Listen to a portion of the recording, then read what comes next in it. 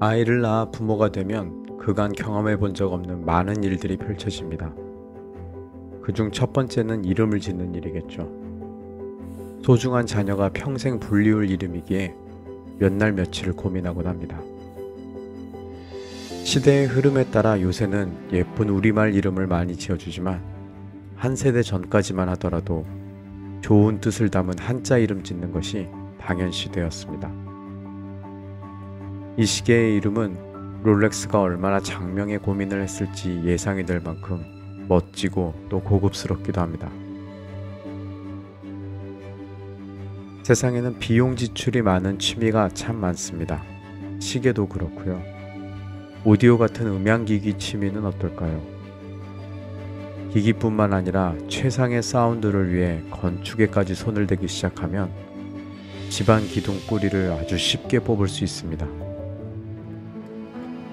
그런데 요트는 완전히 다른 세계의 이야기인 것 같습니다. 요트를 사서 정박하고 항해한다는 건 어떤 기분일지 상상이 잘 되지 않습니다. 럭셔리 스포츠 중에서도 최고 수준이기에 그에 걸맞는 럭셔리 스포츠워치이자 그에 걸맞는 이름이란 생각이 듭니다. 오랜 기간 요트 세계와의 긴밀한 유대감을 상징했다는 명분도 있습니다. 하지만 서브마리너를 너무도 닮은 외관으로 인해 이 시계는 이름에 담긴 좋은 뜻과 이미지를 어필하기도 전에 비아냥을 직면해야 했습니다. 그 비아냥이 꼭 틀린 말도 아닙니다. 외관이 익숙한 것도 사실이고 요트마스터2처럼 세일링을 위한 기능이 있는 것도 아닙니다. 양방향 회전 베젤을 이용한 시간 측정도 억지스러운 면이 있고요.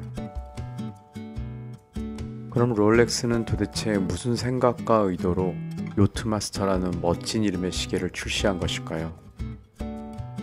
롤렉스의 입장에서 고민하며 상상을 해봤습니다.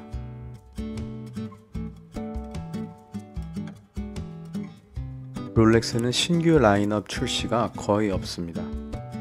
1964년 데이토나 출시 이후 근 30년 만인 1992년에 요트마스터가 나왔으니 당시에는 꽤나 큰 반향을 불러일으켰습니다.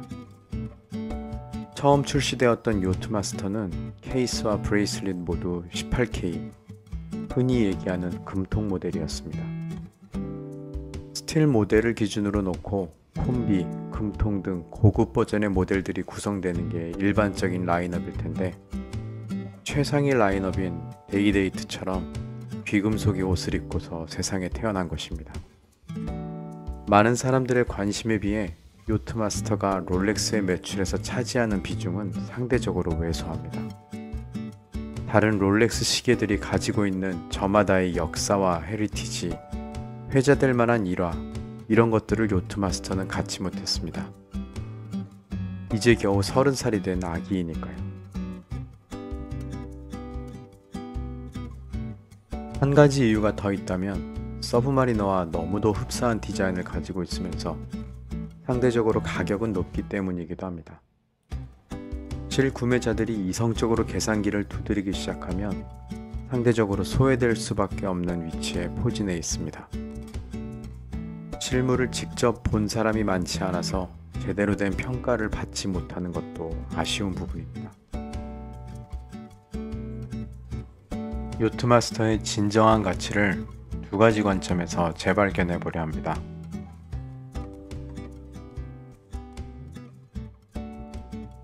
요트마스터는 기존 프로페셔널 라인보다 더 고급스러운 스포츠 시계를 지향하며 고급스러운 소재, 럭셔리한 외관을 보여줍니다. 서브마리너가 바닷속을 위한 시계라면 요트마스터는 바다 위에서 그리고 정박 후 여유 있는 육상 위의 라이프 스타일까지 소화를 해내는 듯합니다. 정면의 모습은 서브마리너와 유사하지만 플래티넘, 에버로즈, 자개, 오닉스 등 서브마리너에서는 상상하기 힘든 소재들로 벽을 달리해 왔습니다. 에칭된 베젤 위에 솟아오른 고광택의 숫자 인덱스는 요트마스터의 아이덴티티로 자리 잡았습니다. 이 또한 플래티넘, 에버로즈, 백금, 세라크롬 등 사용되는 소재는 변화무쌍하였으나 귀금속이란 옷을 벗는 법은 없습니다.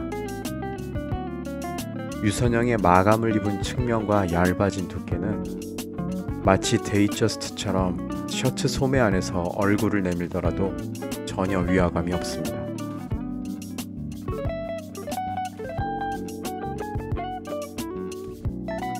요트마스터는 새로운 모델 출시 때마다 소재와 색상, 형태 등에서 가장 급진적인 변화를 적용하는 모델이기도 합니다. 고집스러울 정도로 보수적인 롤렉스의 행태를 보자면 아주 이례적인 움직임입니다. 이것은 마치 자동차 회사의 컨셉카를 보는 것 같은 느낌을 주기도 합니다. 디자인과 소재, 변화의 진행 방향을 가장 먼저 접목하고 선보이는 쇼케이스와 같은 역할을 수행하고 있습니다. 두꺼운 크라운 가드, 비율이 커진 인덱스와 핸즈의 너비, 새로운 소재와 오이스터 플렉스 등 요트마스터에서 선보인 많은 요소들은 다른 라인업에도 전이가 되곤 합니다. 그렇기에 요트마스터는 롤렉스의 디자인팀이 쉬지 않고 노력하고 있다는 증거이며 롤렉스 디자인과 소재 사용의 방향성을 가늠하는 바로미터이기도 합니다. 이 시계의 심장은 3135입니다. 이미 앞서 소개한 서브마리너 리뷰를 통해 해당 무브먼트의 진면목을 소개한 바 있으니 이번 리뷰에서는 더 이상 다루지 않도록 하겠습니다.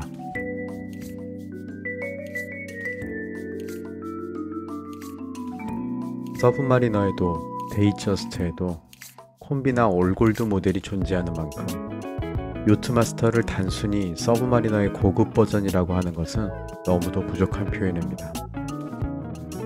이 시계의 매력과 가치는 제대로 평가받아야 합니다. 머지않아 그렇게 되리라 생각도 됩니다.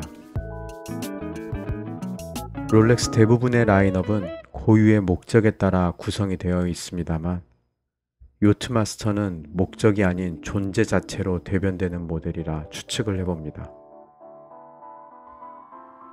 우리가 미모의 영화배우를 길에서 우연히 본다면 주변의 시간 흐름이 멈추는 듯하고 배경이 흐릿해질 겁니다.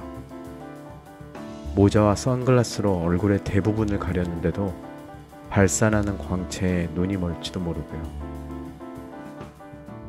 요트마스터는 존재만으로 시선을 앗아가는 아름답고 고급스러운 스포츠 시계가 되어야 할 운명을 안고 있지 않을까요?